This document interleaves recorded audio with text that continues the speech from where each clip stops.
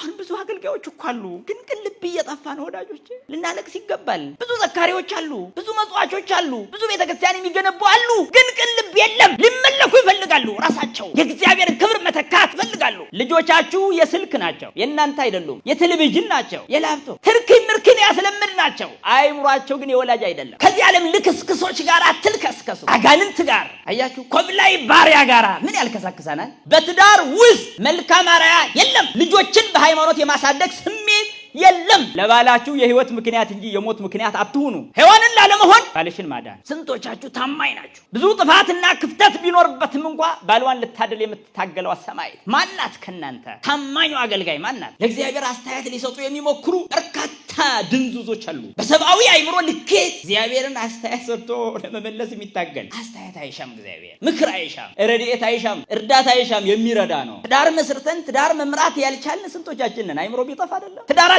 የቀበሩ ስንቶች ናቸው ልጆች ወላጅ አልባ ሆነው በረንዳ እስኪያድሩ ድረስ የደረሱ ለምንድን ነው ዘር መተካት ማለት ቅዱሳንን ማፍራት ማለት ነው ወንበዴ ማፍራት አይደለም ሌባ ማፍራት አጭበርባሪ ማፍራት አይደለም ሱሰኛና የአይምሮ ጥገኛ ትውልድ ማፍራት አይደለም ዘር መተካት ይሉሃል ቅዱሳንን ማፍራት ብዙዎች ጥመት ይከበዳል እንዳስቀዳሽ ምን ቆጥራል ራሳችን እንደ ጾመኛ ጾመኛም እኮ እንቆጥራለን ጥሩ ነው መጾሙ ታዲያስ መቁረቡም ጥሩ ነው ታዲያስ ቅልብ ያጥረናል በስራችን መስክ ተንኮለኞች ነን ገንዘብን አይደለም የምናወግዝ በገንዘብ ጀርባ ያለውን ትዕቢት አይደለም ስልጣንን አይደለም የምናወግዝ በስልጣን ጀርባ ያለውን አምባገነንነት እናወግዛለን ዕውቀትን እናወግዝም ነገር ግን መንፈሳዊ ዕውቀትን ያገለለ ሰብአዊና ሰይጣናዊ ዕውቀትን ግን እናወግዛለን ስለዚህ ነው ታማኝ አገልጋይ ማን ነው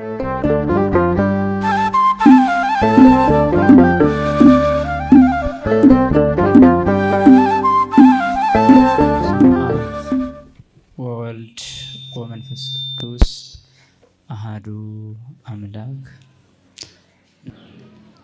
ወሀብአ ወርቀ እግዚኦ የጌታውን ወርቅ ቀበረ የጌታውን ወርቅ ቀበረ እንደ እግዚአብሔር መልካም ፈቃድ ባለን ጊዜ ውስጥ የምንማርበት የምንገሰጽበት ለአእምሯችን ለልቡናችን ምግብ የሚሆነን በዚህ ቃል መነሻነት የምንማረው ትምህርት ነው ቃሉን የምናገኘው በማቴዎስ ወንጌል ምዕራፍ 25 ከቁጥር 18 ነው አሁን በቅዳሴው መካከልም ቤተክርስቲያናችን አንብባ ለምእመናኖቿ የምታሰማው ክፍለ ወንጌል ነው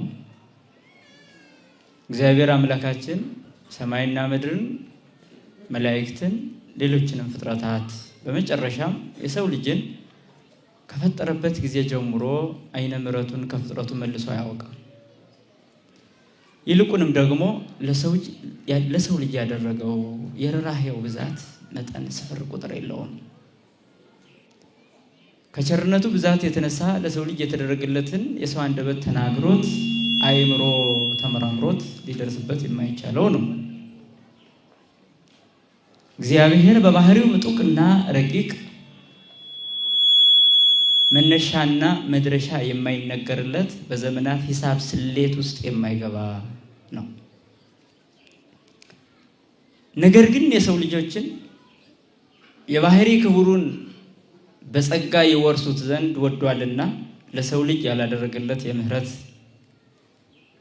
መጠን የለሽ ሆኖ እናገኛለን በሌላው ስነ ፍጥረት የሚነግረን የሚያስተምረን እንዳለ ሆኖ በመምህራን የሚነግርና የሚያስተምረን ደግሞ እጅጉን የላቀ ነው በቅዱሱ መጽሐፍ በነቢያት አድሮ ሲናገር ከዘመናት በኋላ ደግሞ አብ በልጁ ሁሉ ሆኖ ወልድ ደግሞ በስጋ ተገልጦ ሲያስተምር የነበረው የእውነት ቃል ሰፍሮ እናገኛለን ለዚህ ቅዱስ ቃል የሚገባው ህሊና መንፈስ ቅዱስን በማሰብ የሚኖር መንፈሳዊ አይምሮ ነው የእግዚአብሔር ቃል መንፈስ ስለሆነ በመንፈስ ጸንተው ለመገኘት ራሳቸውን ለሚያዘጋጁ ሁሉ ብሩህ ይሆንላቸዋል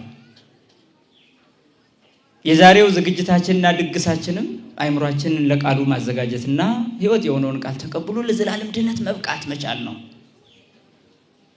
ምድራውያንና ዓለማውያን ሰዎች እንደሚናገሩት ያለ የሚያልፍ ንግግር አይደለምና ፈላስፎች አይምሯቸው በተለካላቸው መጠን የሚናገሩት የፍልስፍና ጥበብ በሆነ ነገር የሚለከም አይደለምና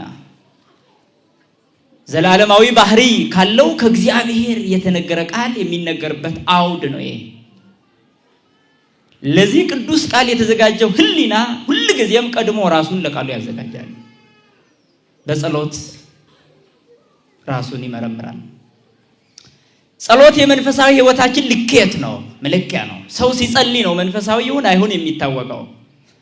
በጸሎቱ ጊዜ ወደ እግዚአብሔር የመመሰጥ ሕጉ በልቡ ውስጥ እስከተተከለ ድረስ ከእግዚአብሔር ጋር ያለው የመቅረብ ስሜት ያን ጊዜ ይታየዋል። አለበለዚያ ግን አይተዋወቀው። እንስሳት እንደሚኖሩት ሊኖር ይችላል። እግዚአብሔርም ቸር ስለሆነ በባህሪ ቸርነቱ በመግቦቱ ሊጠብቀው ይችላል። ምድራዊ ምግብንም ላያጎልበት ይችላል። ሀብትንም ሊሰጠው ይችላል። ጤናንም ሊሰጠው ይችላል። ጤና አገኘን ማለት ግን ከእግዚአብሔር ጋር ተገናኝተናል ማለት ግን ላይሆን ይችላል። ሀብት አለን ገንዘብ አለን ማለትም ከእግዚአብሔር ጋር ተገናኝተናል ማለት ላይሆን ይችላል። የሰው ልጅ የውስጥ መንፈስ የመመሰጥ ትርጉም በጸሎት ጊዜ የሚታወቅ በትምህርት ጊዜ የሚታወቅ ነው። ስትማር ቃሉ ምን ያህል እንደመሰጠህና ስትጸልይ ደግሞ ጸሎትህ ምን ያህል ወደ ላይ እንደነጠቀ ያን ጊዜ ነው እውነተኛ ትርጉሙ በውስጥ የሚኖረው። እና ለቃሉ ልባችንን ማዘጋጀት አስፈላጊ ነው። መንፈስ ቅዱስ ይረዳን ዘንድ መንፈሳችንን ለቅዱሱ መንፈስ ማስረከብ። ወመንፈስከ ቅዱስ ይምራሃኒ በምድረ ጽድቅ፣ መዝሙረኛው ዳዊት ቅዱስ መንፈስህ ወደ እውነቱ ይምራኝ ይላል ሲጸልይ። ቅዱስ መንፈስህ ወደ እውነቱ ይምራኝ ነው የሚለው። ስለዚህ እግዚአብሔር አምላካችን በቅዱሱ መንፈስ ይምራን። መድኃኒታችን ኢየሱስ ክርስቶስ በዚህ ዓለም ሲመላለስ በነበረ ሰዓት ብዙ መልእክቶችን አስተላልፏል። በኋላ ሊጠይቅ ማለት ነው። መምህር ክላስ ገብቶ አስተምሮ በኋላ በፈተና ጊዜ ይመረምራል። እግዚአብሔርም የሰው ልጆችን በዚህ መልክ ነው። ቅዱስ ወንጌልን አስተማረና በኋላ ደግሞ ለፈተና ማን እንደሰራ ማን እንዳልሰራ ራይቴክስ የሚልበት ጊዜ ይኖራል። በቅዱስ ማቴዎስ ወንጌል ምዕራፍ 25 ላይ ከቁጥር 1 ጀምረን ስናነብ እስከ መጨረሻው ድረስ 3 ክፍል ነው። ክፍሉ ማለት ነው 3 ክፍል ነው። የመጀመሪያው ክፍል ስለ 10 ደናግል ይናገራል። ከ10 ደናግል ደግሞ 5ቱ ልባሞች 5ቱ ሰነፎች እንደሆኑ ይነግረናል። ልባሞቹ ልባም የተባሉበትን ምክንያትም ሰነፎቹ ሰነፎች የተባሉበትን ምክንያትም ይዘረዝራል። መጨረሻ ላይ ሰነፎቹ በር ተዘግቶባቸው ወደ ውጭ እንደቀሩ ይነግረንና ቀኒቱንና ሰዓቲቱን አታውቁምና ትጉ በማለት ያስጠነቅቃል። ቅዱስ እግዚአብሔር ሥጋ ለብሶ ተገልጦ በእኛ አንደበት ሲያስተምር ሰው አልሰማሁም እንዳይል በራሱ አንደበት አስተማር። ሰው አላየሁህም እንዳይል በሚታይ ሥጋ ተገለጠ። ምክንያት አልባ አደረገ። የሰው ልጅ ለሚኮነንበት ሰው ለመኮነኑ ምክንያት የለውም። በውሸት መንገድ ለመጓዙ ምክንያት የለውም። ፈጣሪው በሥጋው እስከ መገለጥ ደርሷልና እግዚአብሔርን የማየት ፍላጎት ያለው የሰው ልጅ አይምሮ አይደለም አይምሮ አይነ ሥጋው ሳይቀር እንዲያይለት ሆኖ መጥቷልና ስለዚህ በሥጋ ተገልጦ ያስተማረው ትምህርት በጣም የማስጠንቀቂያ ትምህርት ነው። ቀኒቱንና ሰዓቲቱን አታውቁምና ትጉ በማለት የአንዱን ክፍል ትምህርት ይደመድማል። ይቀጥልና እስመ ከመ ብእሲ ዘይነግድ ወፀዋ አግብርቲሁ ወሀቦሙ ነዋዮ ይትገበሩ ቦቱ። እንዲህ ነው ይላል መንግሥተ ሰማያት ብላቴኖቹን ጠርቶ ያተርፉ ዘንድ ገንዘቡን ሰጥቶ ሩቅ መንገድ እንደሄደ ባለጸጋ ናት ይላል። ራሱን እንደ አንድ ሩቅ መንገድ ተጓዥ ባለጸጋ መስሎ ይናገራል። የሰው ልጅ አልሰማሁም እንዳይል በሚገባው ቋንቋ በምሳሌ ገለጸ። እስኪ ወገኖቼ ልብ በሉ፣ አስተውሉ። እግዚአብሔር ምን ያህል ሥጋችንን እስከ መልበስ ብቻ ዝቅ ያለ አይደለም፣ ቋንቋችንን እስከ መጠቀም ዝቅ አለ። ለእኛ በሚረዳን መልኩ ለማስተማር በጣም ዝቅ ያሉ ምሳሌዎችን ሳይቀር ተጠቀመ። ስለ ዘር፣ ስለ ሴት እርሾ እስከ መናገር፣ ስለ ሰርግ፣ ስለ መንገድ ሄያይ ባለጸጋ ብላቴኖቹን ጠርቶ ገንዘብ ሰጥቶ በዚህ ውጡበት፣ ውረዱበት፣ አትርፉበት ብሎ ሰጥቶን እንደተጓዘ መንገደኛ ነው ይለናል። ወቦ ለዘወሃቦ 5 መክሊተ ወቦ ለዘወሃቦ 2 መክሊተ። ይህ ሁለተኛው ክፍል የሚገርም ምሳሌ ያለው ነው። የመጀመሪያው 10 ደናግል 5 ልባሞች 5 ሰነፎች። ሁለተኛው ደግሞ ለብላቴኖቹ ገንዘብ ሰጥቶ እንዲያተርፉበት አዞ ሩቅ መንገድ እንደሄደ ባለጸጋ ብሎ 5 የተቀበለ 2 የተቀበለ 1 የተቀበለ ሰው 3 ነገሮችን ይጠቅሳል። የመጨረሻው ክፍል ግን ራሱ እግዚአብሔር በለበሰው ሥጋ ወደዚህ ዓለም እንደሚመጣና ተራሮችም ሆኖ ሸለቆች ሁሉ የሚያልፉበት ፍጥረት በሙሉ ከፊቱ ላይ የሚቀርብበት እኒህ የሰጣቸው ያተረፉት እንዳተረፈ ሰው የሚቀርቡበት ያላተረፈው ሰነፉ ደግሞ አላተረፍኩም ብሎ ስንፍናውን የሚገልጽበት በስንፍናው ምክንያት ይህኛው ሲቀጣ ያተረፈው ደግሞ በጀግንነቱ የሚሸለምበት የመጨረሻ ጊዜ የዋጋ ጊዜ የቅጣት ጊዜ እንደሆነ ይነግረናል። 3 ክፍል የማቴዎስ ወንጌል ምዕራፍ 25 ከቁጥር 1 እስከ መጨረሻ ስታነቡ ክፍሉ 3 ነው። ታዲያ ቤተክርስቲያናችን በዛሬው ዕለት እንዲነበብ ያደረገችው ስያሜም የሰየመችው በመካከለኛው ክፍል ነው። ገብርኄር ብላ ሰይማለች። ልዩ ምስጢርና ልዩ ትርጉም ያለው ነው። የመጀመሪያዎቹንም የመጨረሻዎቹንም የሚጠቀልለው ትርጉም መካከል ላይ ያለው ነው። ስለዚህ ቤተክርስቲያናችን በዛሬው ዕለት በአብይ ጾም በገብርኄር ሳምንት ሁሉም ይሄ ነገር እንዲነበብና እንዲተረጎም አደረገች። በእነዚህ ቀናት ግን እየተመላለሱ ብዙ የወርሃዊ በዓላትም ሊውሉ ይችላሉ። እዛው ታማኝ አገልጋይና ራሷን የእግዚአብሔር ባሪያ ብላ የጠራች ቅድስት እናታችንን በዛሬው ዕለትም እናገኛለን። ታማኙ አገልጋይ በተመሰገነበት ቀን ወይም ደግሞ ያ ትርፋማነቱ የሚነገርበት ቀን ላይ ያቺ ትርፋማዋ አገልጋይ እውነተኛዋ የእግዚአብሔር አገልጋይ በጎ አገልጋይ ራሷን ነየ ዓመቱ ለግዚአ ኩሉ ያለችዋ ታማኝ አገልጋይ ዓለምን ወክላ ለእግዚአብሔር የቀረበች ለመለኮታዊ አካል እናትነት የተመረጠች እመቤታችን ቅድስት ድንግል ማርያም ትታሰባለች። ታማኝ አገልጋዮች ይታሰባሉ። በዚህ ዓለም እንደ እመቤታችን ታማኝ ሆኖ የተገኘ የለምና የመጀመሪያይቱ ሴት ታማኝ አልነበረችም። ሰነፍ አገልጋይ ነበረች። ሰነፍ ባሪያ ነበረች። ማን? ሔዋን። በዛሬው ዕለት የምትታሰባ ሁለተኛይቱ ሔዋን ግን ታማኝ አገልጋይ በጎ አገልጋይ ናት። እና እናታችን ቅድስት ድንግል ማርያም እንዲሁ እናተርፍ ዘንድ በሕይወታችን ሁሉ አትለየን። እንግዲህ ቅዱስ እግዚአብሔር በቃሉ እንዲህ ብሎ ይነግረናል። መካከለኛውን ክፍል ያዙልኝ፣ ምሳሌውን መጀመሪያ ያዙልኝ። ምን ይላል?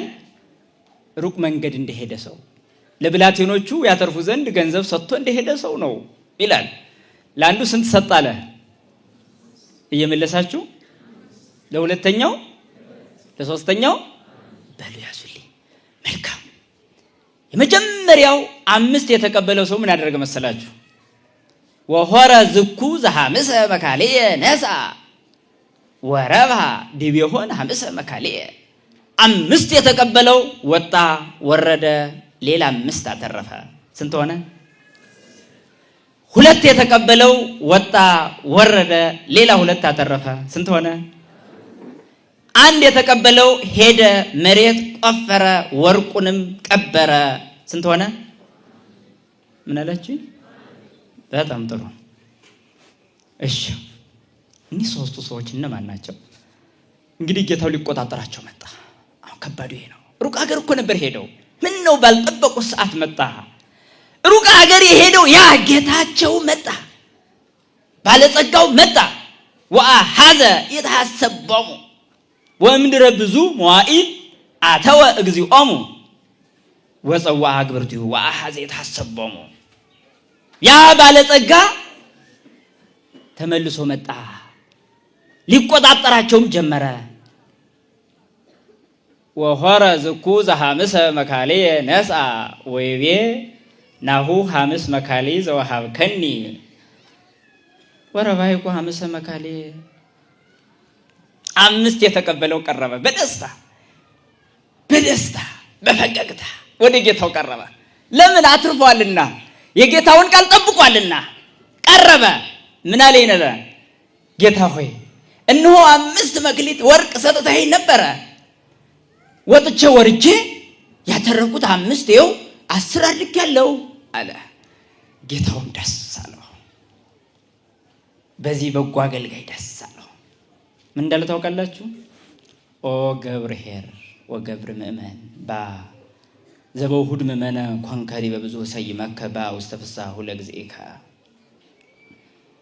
ምን እንዳለ ሰምታችኋል? አንተ ታማኝ በጎ አገልጋይ፣ በጥቂቱ የታመንክ በብዙ ላይ እሾምሃለሁና ወደ ጌታ ደስታ ግባ አላችሁ። ከቃሉ ጋር ናችሁ? መልካም። እንግዲያውስ ተዘጋጁ። ወደ ጌታ ደስታ ግባ።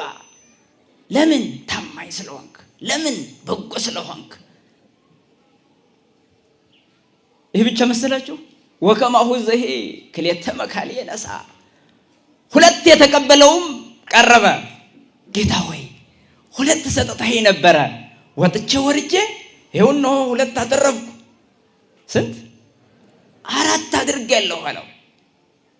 ያም ጌታ ደስ አለው።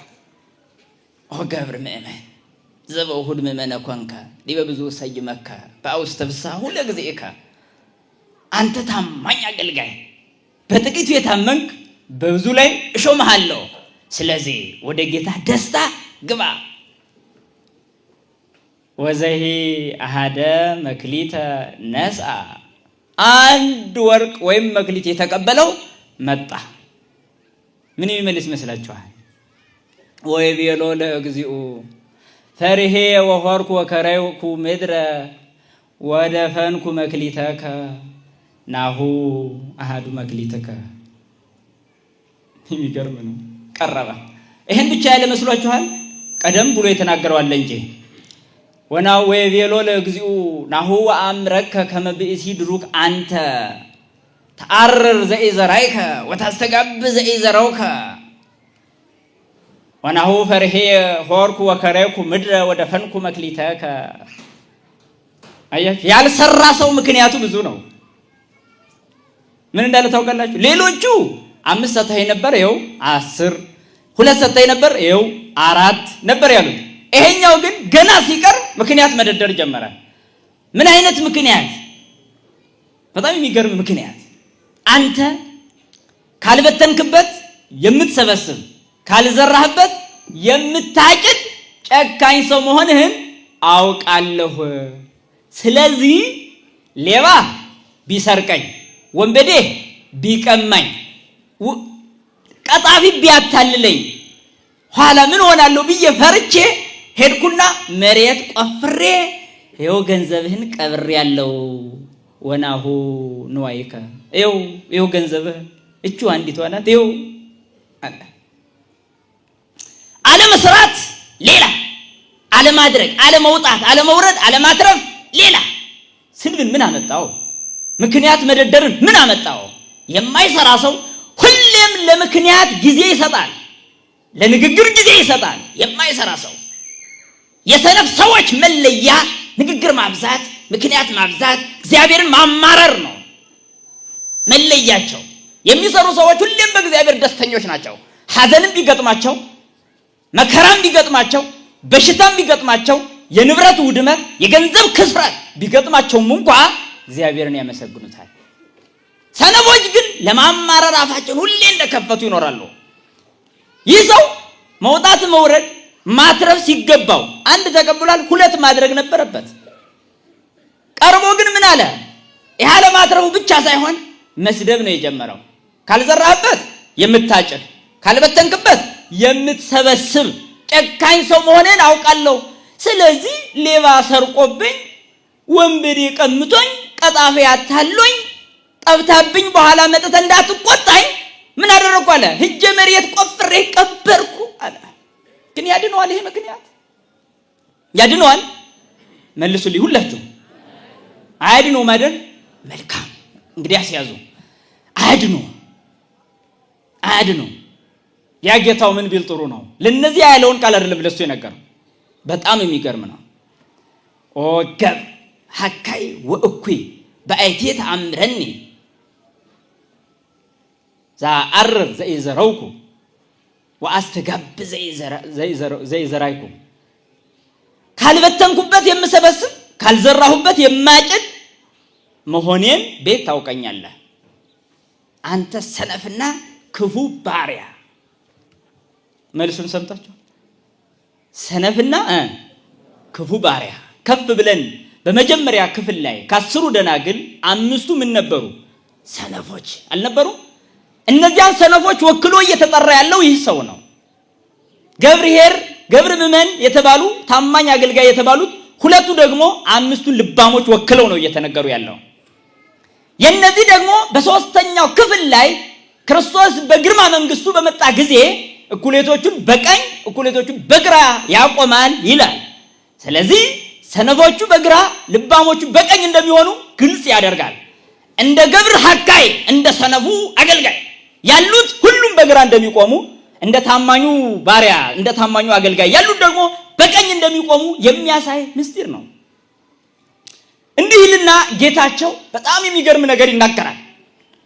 ምን ይላል? በጣም የሚገርመው ይሄንን ገንዘብ ወስዳችሁ 10 ላለው ስጡት፣ ለዘቦ ይሁብዎ ወይወስክዎ ወለዘሰ አልቦ ዘሂቦ ያhayድዎ። ላለው ይሰጡታል፣ ይጨመርለታል፣ ይበዛለታል። የሌለውን ግን ያው ያለውን ይወስዱበታል። አስተውሉ። ከዚህ ቃል የተነሳ እንፍራ። ከዚህ ቃል የተነሳ እንንቀጥቀጥ። ከዚህ ቃል የተነሳ ልባችን ስብር ይበል፣ ህሊናችንን ቁርጥ ይበል። ልብ በሉ ምን ይላል ቃሉ? በጣም የሚገርም ንግግር ነው። ላለው ይሰጡታል፣ ይጨመርለታል። ለሌለውሳ ያው ያለው ይወሰድበታል፣ ባዶውን ይቀራል። አንድ ያለው ስላላተረፈ ያው አንዱ ይወሰድበታል። ማትረፍ አልቻለምና መውጣት መውረድ አልቻለምና ምክንያት ደርዳሪ ነውና። ስለዚህ ይሄንን ወለእኩይ ሰገብር ወሐካይ አውጽእዎ አፍአ ሀባሃሎ ብካይ ወሐቄስነን። ይሄንን ሰነፍ ባሪያ ግን እጅና እግሩን አስራችሁ ወደ ጨለማው ወርውሩት ይላል። ስለ ቃሉ የቃሉ ባለቤት የተመሰገነ ይሁን። በጣም ከባድ ቃል ነው። ይሄንን ሰነፉን ባሪያ እጅና እግሩን አስራችሁ ወደ ውጭ ጥሉታል። ጥርስ ማፋጨት ወዳለበት፣ ስቃይ ወዳለበት ጣሉታል።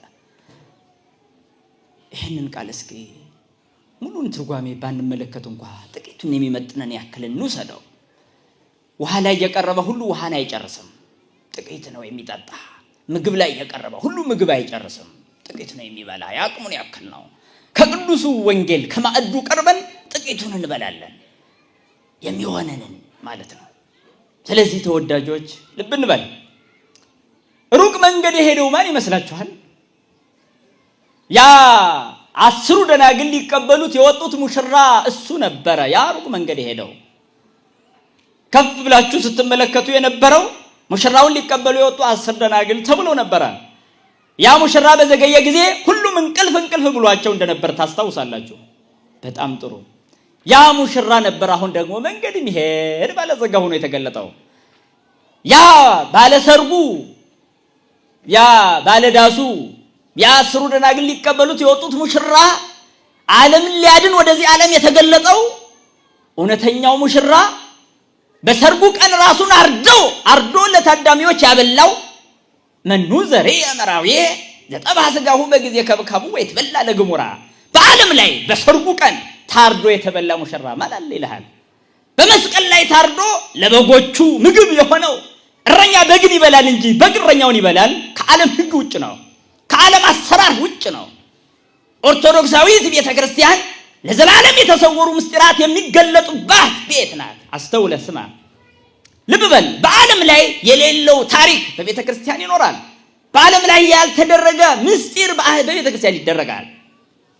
10 ደናግል ሊቀበሉት የወጡት ሙሽራ ለበጎቹ ራሱን አርዶ የሰጠው ሙሽራ ነው። ለሙሽራይቱ ማዕድ ሆኖ ምግብ ሆኖ የቀረበ ሙሽራ ነው። እሱ ሙሽራ ሊቀበሉት በመጡ ጊዜ በሩን ዘግቶ አላስገባ ያላቸው ሰዎች እንዳሉ ታስታውሳላችሁ። እነዚህም ሰነፎቹ ናቸው። መብራት ይዘው ዘይት ያልያዙ ከደጅ እንደቀሩ ቅዱሱ መጽሐፍ ይነግረናል። አዎ ዝቅ ብለን እንየው። ይህ ሙሽራ ለብላቴኖቹ ገንዘብ ሰጥቶ አትርፉበት ብሎ ወደ ሩቅ አገር ሄደ ይለናል። እሱ ወደዚህ ዓለም ከመጣበት ጊዜ ጀምሮ ለሰው ልጆች የሰጠው ማትረፊያ ከፍጥረት ዓለም ጀምሮ የሰጠውን ለማስታወስ ይናገራል። የሰው ልጅ ከተፈጠረበት ጊዜ ጀምሮ ከዚህ ዓለም በሞት እስኪለይበት ጊዜ ብዙ ገንዘብ ተሰጥቶታል። ገንዘብ የምላችሁ የሚቆጠር ወረቀት ወይም ደግሞ ቸንች ሳንቲም እየነገርኳችሁ አይደለም። እግዚአብሔር አምላክ ለሰው ልጅ በጥንተ ተፈጥሮ የሰጠውን አካል መግለጫ ነው። ተፈጥሯዊ አካላችንን ያሳያል።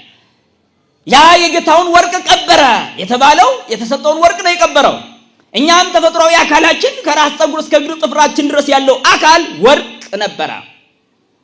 ይሄን አካላችንን ቀበር ነው። ወዴት እንደቀበር ነው እንፈልግ እና ይህ ሙሽራ ነበር ወደ ሩቅ አገር የሄደው። ለፍጥረቱ የሚመጥናቸውን አካል ለሁሉም ለእያንዳንዳቸው ወለለ አሃዱ በአምጣነ ይግሉ ወሃቦሙ ለእያንዳንዱ በሚቻላቸው መጠን ሰጣቸው። አጭርም ይሁን ረጅም፣ ቀጭንም ይሁን ወፍራም እያንዳንዱ ሰው የሚመጥነው አካል ተሰጥቶታል። ረጅሙ በአጭሩ እንዳይቀና፣ አጭሩም በረጅሙ እንዳይቀና፣ ወፍራም በቀጭን፣ ቀጭን በወፍራም መቅናት የለም። ይህ በሌለበት እግዚአብሔር ለእያንዳንዱ የሚችለውን ያክል አካል ሰጥቶታል። የእያንዳንዱን አካል በሃይማኖት የመጠበቅ ግን የሱ ድርሻ ነው። የእያንዳንዱን አካል በቅድስና መጠበቅ ግን የሱ ድርሻ ነው። ታዲያ የጌታውን ወርቅ የቀበረው ሰነፉ እዚህ ጋር እንፈልገዋ። 5 ይቀበል፣ 2 ይቀበል፣ 1 ይቀበል፣ በጥቅሉ በዚህ ዓለም ያለንን ሰዎች የሚወክሉ ሰዎች ናቸው። እነዚህ በምሳሌ የተገለጡት ሩቅ መንገድ ሄደ የተባለው እግዚአብሔር ምን ያህል ከሰው ልጆች አይምሮ በላይና ከፈላስፎች ሕሊና የራቀ መሆኑን ያመለክታል። ሩቅ መንገድ ሄደ ማለት ፍጡራን በማያውቁበት ባህሪ ይኖራል ማለት ነው። ሀበይ በጽሖ ሕሊና ሰብ ወኢዘ መላእክት አይምሮ የመላእክት አይምሮ የሰዎች ሕሊና የማይደርስበት ተብሎ ይነገራል። ማን? እግዚአብሔር። በዚህ ዓለም ያሉ ተመራማሪዎችም ሆነ አዋቂዎች፣ ሳይንቲስቶች ጥቂት እንኳን ማግኘት የማይችሉት ሩቅ ነው እግዚአብሔር። ስለዚህ እግዚአብሔር ሩቅ መንገድ ሄደ ማለት ሰውን ፈጥሮ ነገር ግን በባህሪው ባይታወቅነት ይኖራል ማለት ነው። አስተውሉ። ሰውን ፈጥሮ ነገር ግን በሰዎች አይምሮ ልኬት አይደለም የሚኖረው። በሩቅ ባህሪው በረቀቀ ባህሪው ይኖራል። ታዲያ ከነዚህ ተፈጥሯዊ አካል ከተቀበሉ ሰዎች 5 የተቀበለው ወጥቶ ወዶ አልተረፈ ማለት እግዚአብሔር በሰጠው አካል እያንዳንዱ ሰው ሰርቶ ወጥቶ ወርዶ አትርፎ ለድሃ መጽውቶ በሃይማኖት ተጠብቆ ቤተ ክርስቲያንን በማገልገል እድሜውን ያሳለፈ እንደሆነ አንተ ታማኝ አገልጋይ በሰጠሁ አካል ተሰርተህበታል፣ ተጠምቀህበታል፣ መጽውተህበታል፣ ሰግደህበታል፣ እጅህን ወደ እኔ ዘርግተህበታል። ማትረፍ ዓይንህ የው ቅዱሳት መጻሕፍት እንዲመለከቱ አድርገህበታል። ጆሮህ ቅዱስ ቃሌን እንዲሰሙ አድርገህበታል። አተረፍክበት። ወርቅ ማለት ይሄ ነው። ሕሊናህ መልካም እንዲያስብ አድርገህበታል። አእምሮህ በተስፋ ወደ እኔ ሁሌ ተዘርግቶ ይኖራል። ስለዚህ ማትረፍ ወሳጣዊ አካላችንም አፍአዊ አካላችንም ለእግዚአብሔር የተዘረጋ ነው። ስለዚህ ይህንን በአግባቡ የተጠቀመ በወሳጣዊ አእምሮ ወደ ዓለም ያልሸሸ ከእግዚአብሔር ያራቀ እሱ ወርቁን አተረፈበት፣ አካሉን አተረፈበት። በአፋዊ አካል በስግደት በጾም በጸሎት ያገለገለ እሱ አተረፈ። ያ መጥቶ ይቆጣጠራል ማለት አካላችሁን ምን አደረጋችሁበት? ጆሮ ሰጥቻችሁ ነበር፣ ተምራችሁበታል። ዓይን ሰጥቼ ነበር፣ አነበባችሁበት። እግር ሰጥቼ ነበር፣ ወደ መልካሙ ቦታ ተጓዛችሁበት። እጅ ሰጥቼ ነበር፣ ሰርታችሁ መጸወታችሁበት። አይምሮ ሰጥቼ ነበር፣ እኔን በደስታ ተቀበላችሁበት። እምነት አላችሁ? ጥያቄ አለው። አየህ፣ ወሳጣዊ ሆነ አፍአዊ አካላችን ወርቅ ሰጥቶን ሄደ። ይሄንን ወርቅ ያተረፉ አሉ፣ የቀበሩ አሉ። የጌታውን ወርቅ ቀበረ ነው ያልነው። ስለዛ ሰነፍ ሰው ነው የተናገርነው አይደል? ስለዚህ ያ ሰነፍ ሰው ማን ነው? ያ ታማኙ አገልጋይስ ማን ነው? መኑ ውእቱ ገብርኄር እያለ ቅዱስ ያሬድም ይጠይቃል። ታማኝ አገልጋይ ማን ነው? በጎ አገልጋይ ማን ነው? በጎ አገልጋይ አንደበት ሰጥቻችሁ ነበረ።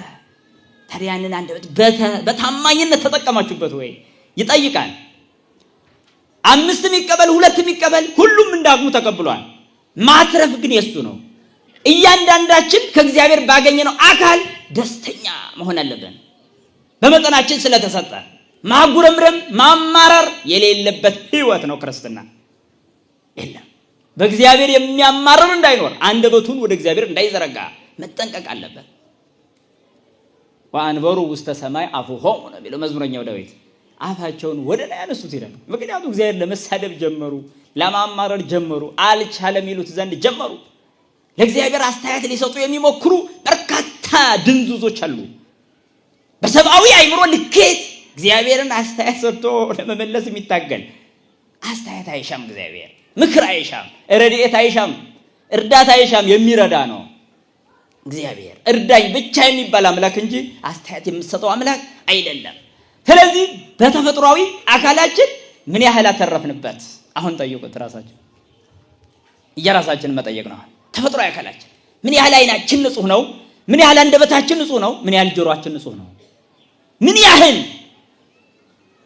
እዚህ ላይ የጌታውን ወርቅ ቀበረ ማለት እግዚአብሔርን ልናመሰግንበት የተፈጠረ አንደበት ለክፉ ወሬ፣ ለክፉ ሐሜት፣ ለተንኮል በዋለ ጊዜ፣ ለሽንገላ በዋለ ጊዜ የጌታውን ወርቅ ቀበረ። አንደበት የእግዚአብሔር ወርቅ ነበረ። ስለዚህ ክፉ ተናገርክበት ማለት ቀበርከው ማለት ነው። አላተረፍክበትም፣ ልታመሰግንበት ነበር የተሰጠኸው።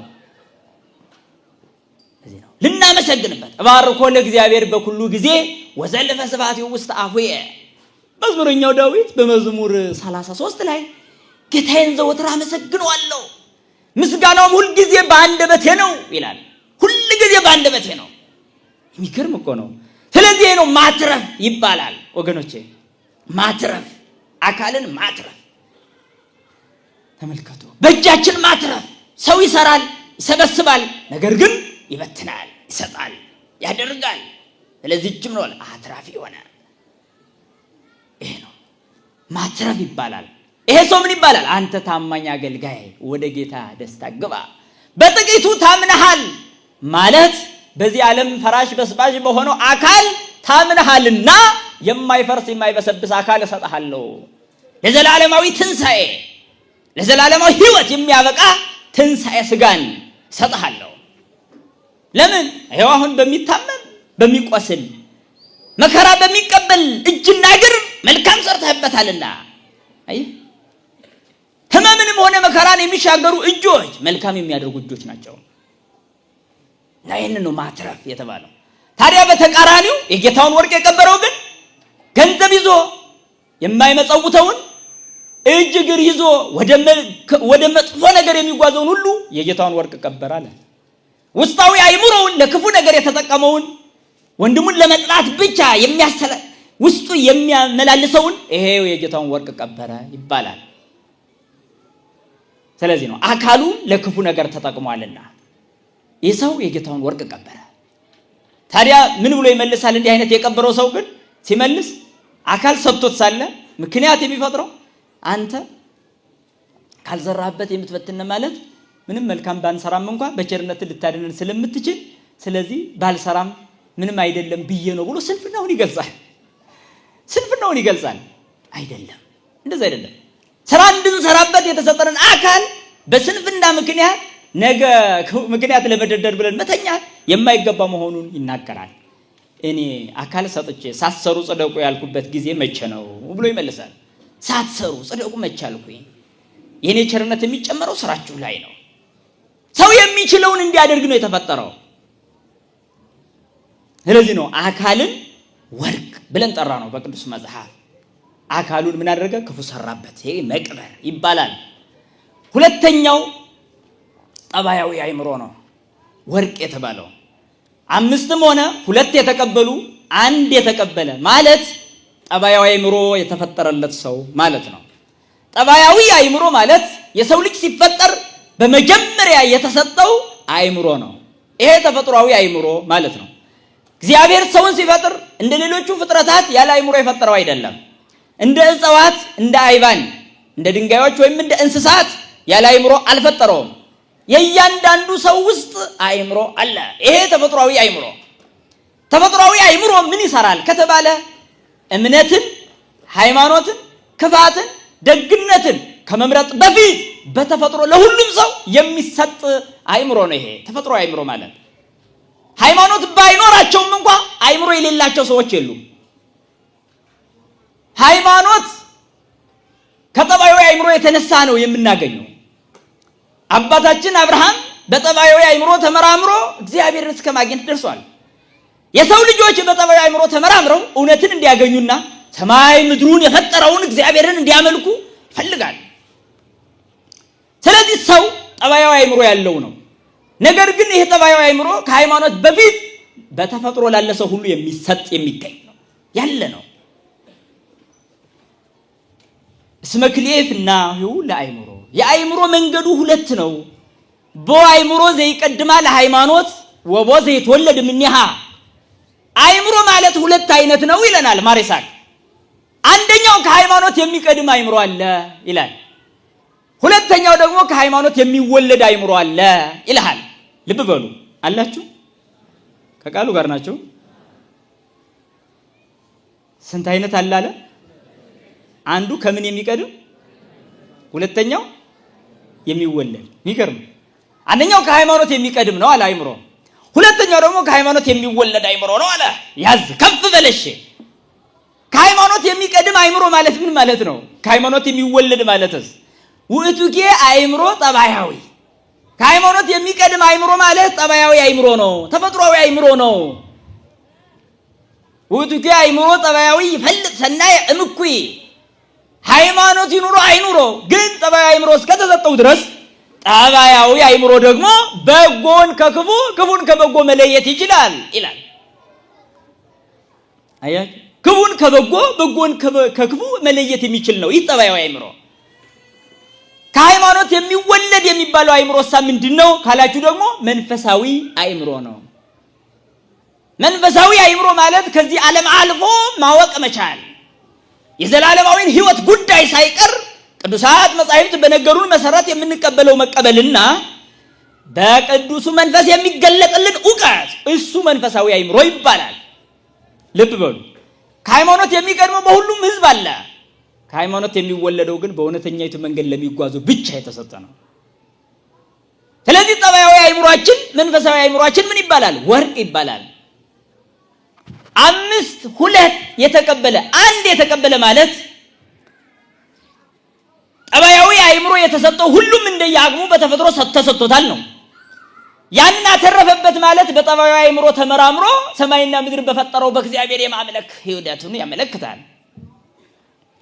ወርቁን ቀበረ ማለት ደግሞ ጠባያዊ አእምሮ ተሰጥቶ ሳለ ሳይጠቀም ቀርቶ በክደት ይዋልላል ማለት ነው። ወርቁን ቀበረ፣ አእምሮውን ቀበረ፣ የግለሰቦች ተከታይ ሆነ፣ አእምሮውን አጣ።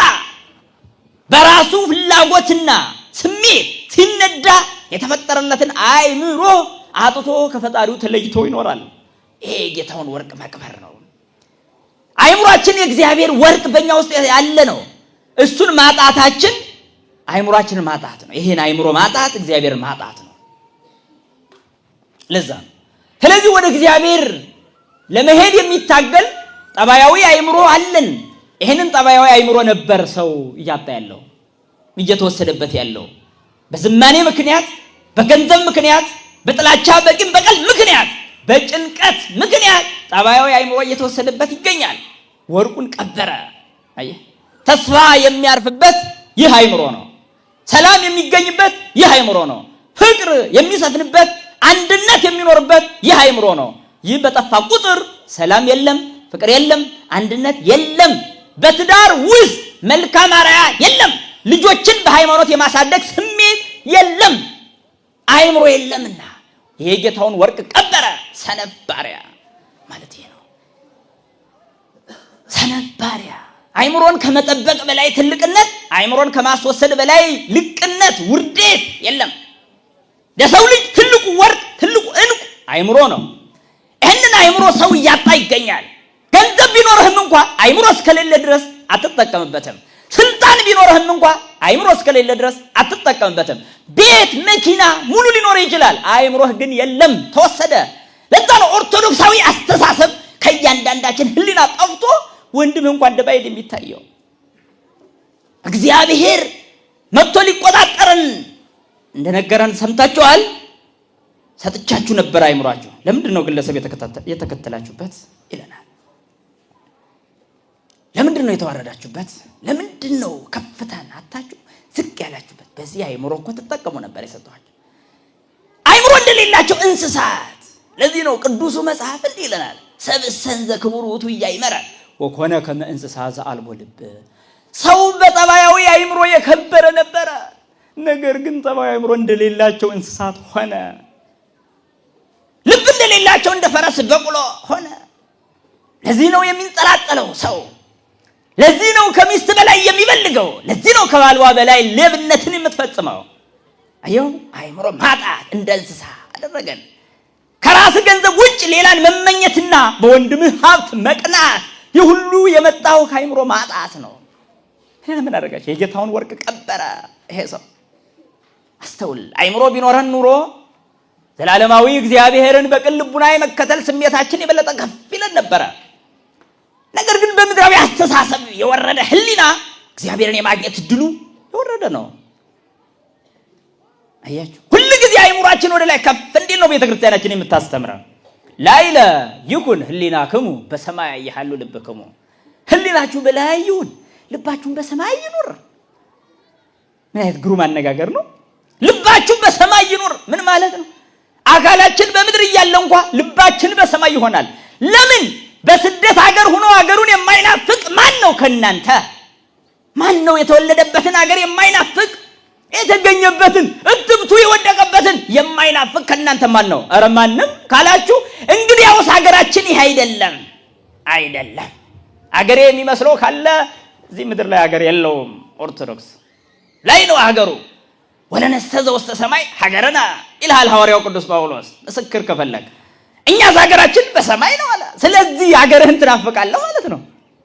አየህ፣ በምድር ላይ በምናደርጋቸው ነገሮች ረክተን አናውቅም፣ አያረካንምም። ጠግበን አናውቅም፣ አንጠግብምም።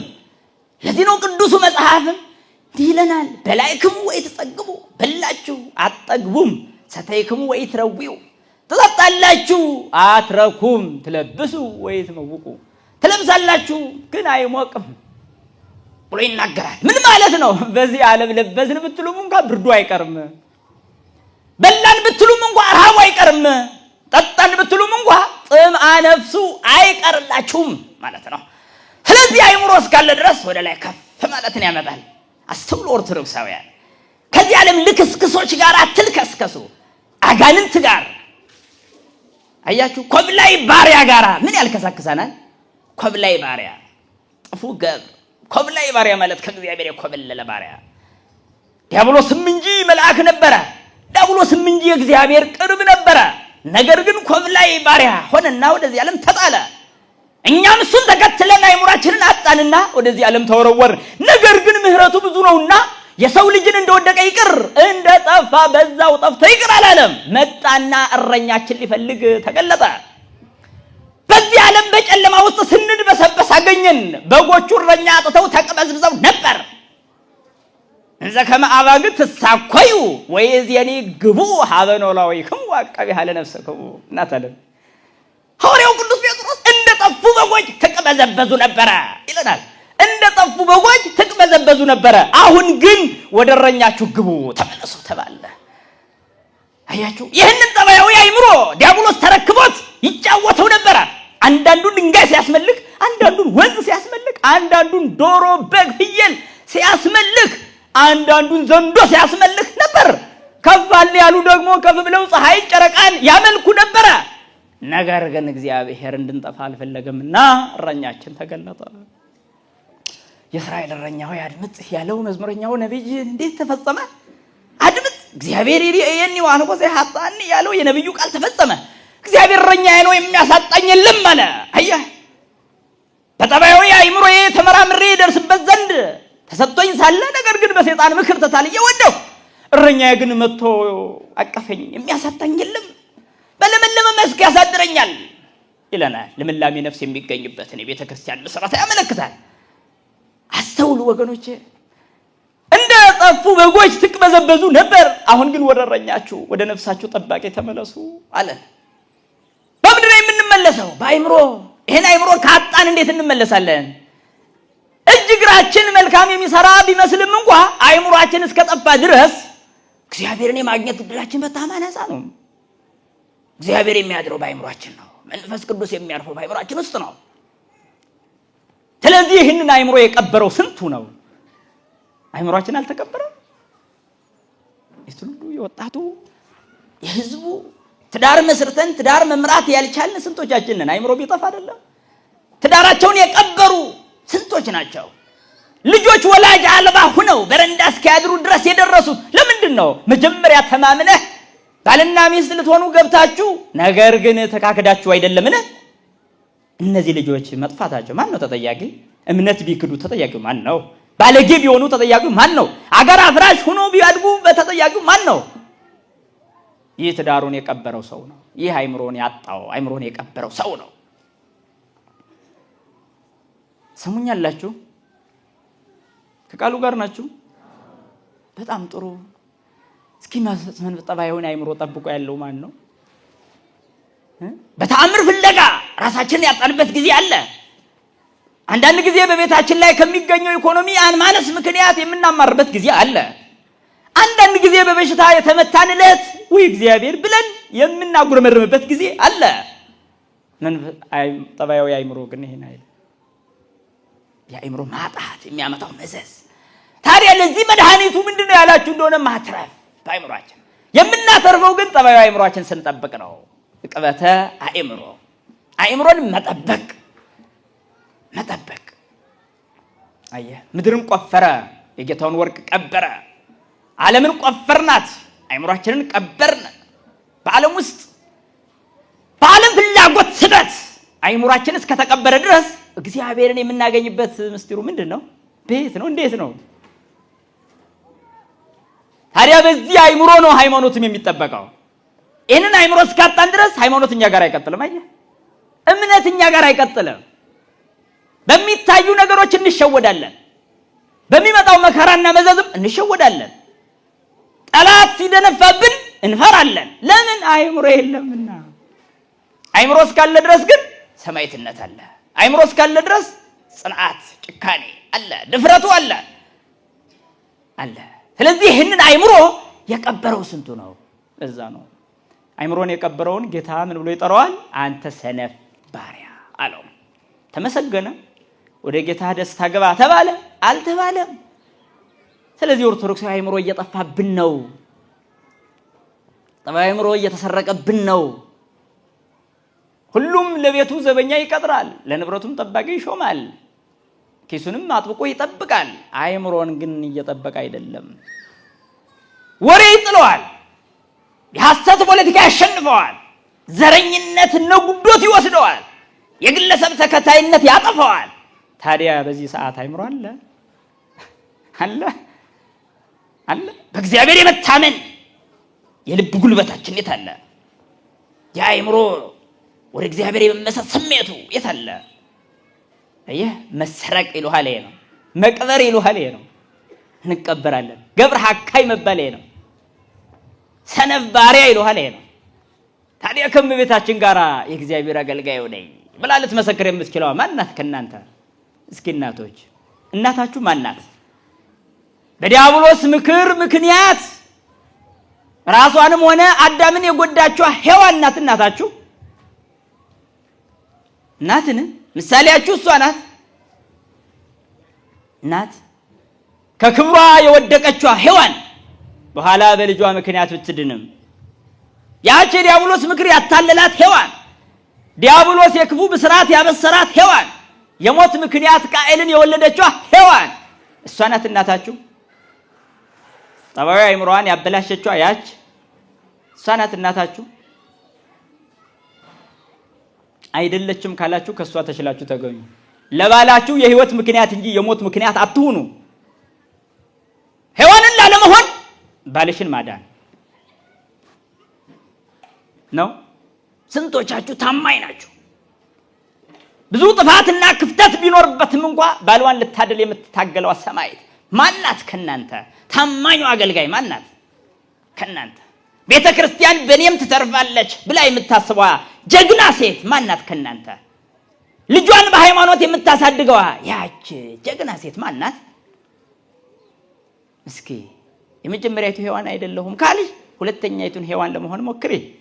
ሄሮድስ ልጇን ሊገልባት በረሃውን ሁሉ በመከራ ስትንከራተት የነበረችዋን እናት እሷን ትሆኛለሽ? ምክንያቱም የዓለምን አደራ ተሸክማ መጥታለችና። ክርስቶስ የዓለም አደራ ነው። እግዚአብሔር አብ ልጁን ወደዚህ ዓለም ያድነው ዘንድ ልኮታልና መድኃኒትን ተሸክማ ሸሸች። ሕይወትን አዝላ ሸሸች። ለዓለም መድኃኒትን ታተርፍ ዘንድ። አያችሁ፣ እቺን እናት ማመስገን የማይችል ፍጡር ማን ነው? ስለዚህ እናትስ መመስከር የማይፈልግ ልቡና ምን አይነት ልቡና ነው? እቺን እናትስ መውደድ ያልተፈቀደለት አይምሮ ምን አይነት አይምሮ ነው? ምክንያቱም የዓለም መድኃኒቱን አደራ በማህፀኗ ተሸከመች። ይህ ብቻ መሰላችሁ? በበረት ወለደች። ይህ ብቻ መስሏችሁ ነው? ወደ ግብጽ ይዛ ሸሸች እንጂ ከክፉ ዓይን ሰወረች። ሁሉን ከመከራ የሚሰውር እግዚአብሔርን ተሸክማ እሷ ግን በመከራ ተንከራተተች። ከዓለም ድህነት ምን ያህል እንደተሳተፈች እያያችኋት ነው። እችን ቅድስት ለዛ ነው መልካም መዓዛ ያለበት ሽቶ ያ ዕቃ ሁሌ ሽቶ እንደማይጠፋው መለኮታዊ መዓዛ የማይለያት እናት አስባችኋል አይደለም? ቅድስት ድንግል ማርያም በክርስቶስ ያመኑ በስሙ የተጠመቁ ምእመናን ስጋውና ደሙን ተቀብሎ ሁልጊዜ መለኮታዊ መዓዛ ይሸታሉ። ምእመናኑ ከፍ ባለ ሕይወት ይኖራሉ። በአግባቡና በትክክሉ የኖሩ እንደሆነ ክርስቶሳዊ መዓዛ ይለያቸውም ምእመናን። ይገርም እኮ ነው። ስለዚህ እናቶች ምሳሌ የምታደርጓት እችን ነው። ያለ አባት የወለደችውን በድንግልና ያስገኘችውን የድንግልና ጡቷን ያጠባችውን ልጇን ለዓለም እንሆ አለች። መስዋዕት ሆኖ ይቀርብ ዘንድ እያለቀሰች ተቀበለች። በሆድሽ ሰይፍ ያልፋል አላት አረጋዊው ስምዖን። እውነትም ነው፣ ያ ሰይፍ በሆዷ አለፈ። ያ የሐዘን ሰይፍ የሚቆራርጥ ሐዘን በልቧ አለፈ፣ በሆዷ አለፈ። የእናትነት ሐዘን መድኃኒቱ ግን ያደርግ ዘንድ የመጣውን አይተውምና በመስቀል ላይ ከፍ አለ። ከምድር ከፍ ባልኩ ጊዜ ሁሉን ወደ እኔ ስባለው ብሏል። ጠባያዊ አእምሯቸውን ጠብቆ ወደሱ ለሚቀርቡት ሁሉ በሩን ከፈተ። ዓለም በሙሉ ወደሱ ይሰበሰብ ዘንድ ጠራ። ዝቅ ብሎ አይደለም የተሰቀለው፣ ከፍ ብሎ ነው። ለምን? ዓለም በሙሉ ያየው ዘንድ። ከፍ ብዬ በተሰቀልኩ ጊዜ ሁሉን ወደ እኔ ስባለው ባለው ቃሉ መሰረት እኛ ኦርቶዶክሳውያን ወደሱ የመሳባችን ዝንባሌ ጎልቶ የሚታይብን ሰዎች ነን።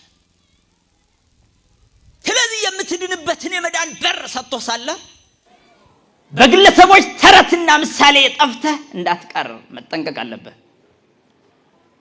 ገንዘብና ሀብት ንብረት በሙሉ ነገ ምንም መልስ ሊሰጡ አይችሉም። ለዛ ይሄንን ህብረት ነው የሰጠን። ከእናቱ ጋር ምን አደረገን? ወስዶ አንድ አደረገን፣ አቀረበን። ለቅዱስ ዮሐንስ እንኋት እናትህ ብሎ ሰጠ። ስለ እመቤታችንን እናገር ዘንድ ትፈቅዳላችሁ? አሁን ፈቅዳለን ካላችሁ በዚህ ብላቴና አንደበት አይደለም በመላእክት ተነግሮ የማይዘለቅ ምስጢር በውስጡ አስቀምጧልና ምን እንላለን? የልጇን ምስጢር እሷ በልቧ ደብቃ እንዳስቀመጠችው የድንግል ማርያምን ምስጢር ምእመናን ሁሌም በልባቸው ደብቀው ይኖራሉ። ወትወዲዮ ውስጥ ልባ በልቧ ውስጥ ተጠብቀው ነበር። ስለዚህ ስለ እመቤታችን ያለንን ምስጢር በልባችን እንጠብቀዋለን። የምንናገረው ጥቂቱን ነው። ሰማይ ወምድር ይስብሑኪ እስመ ለፈጣሪሆሙ በከርስኪ ጾርኪዮ። ሰማይ ምድር ያመሰግኑሻል፣ በሆድሽ እነሱን የፈጠራቸውን ተሸክመሻልና። መላእክት ወሊቃነ መላእክት ይስብሑኪ፣ መላእክትም ሊቃነ መላእክትም ያመሰግኑሻል። ይገርም እኮ ነው። ክሩቤል ወሱራፌል ይስብሑኪ እስመ ለመስተጽእኖሙ በዘባንኪ ሀዘልክዮ። ክሩቤልም ሱራፌልም ያመሰግኑሻል፣ በጀርባቸው የሚኖረውን እሱን አንቺ ደግሞ በጀርባሽ አዝለሽዋልና ይላል። ጉዳዩ እንዲህ ቀላል አይደለም ወገኖች። ታማኝ አገልጋይ ናት እመቤታችን።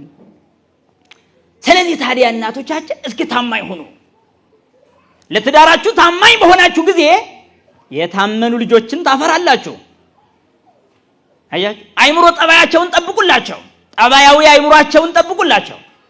ልጆቻችሁ የስልክ ናቸው፣ የእናንተ አይደሉም። የቴሌቪዥን ናቸው፣ የላፕቶፕ በቃ ትርክን ምርክን ያስለምድ ናቸው። አይምሯቸው ግን የወላጅ አይደለም። ወደ እግዚአብሔር ቀና የሚል አይምሮ ፍጠሩላቸው። ብዙዎቻችን መውለድ እንጂ ማሳደግ እየቻልን አይደለምና፣ ስለዚህ ነው ታማኝ አገልጋይ ማን ነው? የጌታውን ወርቅ ያልቀበረ ማን ነው? እግዚአብሔር ልጅህን ወርቅ አድርጎ ሰጠህ፣ አንተ ግን በእውቀት ማሳደግ ሲገባ በድንቁርና ቀበርከው። ልጅህን ቀበርከው። ስታጎርስ ስታለብስ የምትወድ ትመስላለህ፣ አይደለም፣ አትወደውም። አይምሮን እስካልጠበክለት አትወደውም። እግዚአብሔር ገላውን ነው የሚፈልግን፣ አይደለም አይምሮን ነው። የልጆቻችን ጠባዩ አይምሮ ሳይቀር የተቀበረ ነው። ወላጅ በዚህ ተጠያቂ ነው። መጽሐፍ እንዲህ አላለም ነበር? ብዙ ወተባዙ ወምልእዋ ለምድር አላለም ነበር ብሏል እንጂ። ታዲያ ይሄን ምድር ነበር እንድንሞላ የታዘዝ ነው ነበር? ይሄንም አሕዛብ ይሞሉታል፣ ከአንድ በላይ ስለሚያገቡ ይሞሉታል። አረ ይሞሉታል። አንተ እንድትሞላ የታዘዝከው መንግሥተ ሰማያትን ነው። ዘር መተካት ሲልህ ምን ማለት ነው? አንተ ዘር መተካት ምን ማለት ነው? ላግቶ እየወለዱ መኖር ነው? አይደለም። ዘር መተካት ለመንግሥተ ሰማይ ነው። ለምን 100 ነገድ ነበርን? ታዲያሳ ከ100 ነገድ አንዱ ጠፋ። መላእክት 100 ነገድ ሆኖ ተፈጥረው አንዱ ሲጠፋ የሰው ዘር ተተካ። ያ የሰው ዘር መንግሥተ ሰማያትን የሚሞላ ነገድ እስኪሆን ድረስ በዚህ ዓለም ይኖራል። ዘር የምንተካው ለመንግሥተ ሰማይ ነው፣ ለዚህ ዓለም አይደለም። ለሚጠፋው ለሚያልፈው ምን አሳስቦን? ዘር መተካት ማለት ቅዱሳንን ማፍራት ማለት ነው። ወንበዴ ማፍራት አይደለም፣ ሌባ ማፍራት፣ አጭበርባሪ ማፍራት አይደለም፣ ሱሰኛና የአይምሮ ጥገኛ ትውልድ ማፍራት አይደለም። ዘር መተካት ይሉሃል ቅዱሳንን ማፍራት ነው። ይኸውልህ ወንጌል ተዘራ፣ አንተ ደግሞ አፍራ። እስኪ አስቡ። ከዚህ ህይወት ነው የራቀ ነው። አይምሮ ጠባያችን ጠፍቷል። ጠባዩ አይምሮአችን ተሰቋል፣ ተቀበረ። በዚህ ምክንያት ደግሞ ለቅድስና የተመረጡ ልጆቻችን ሳይቀር በእኛ ንዝላልነት ይቀበራሉ።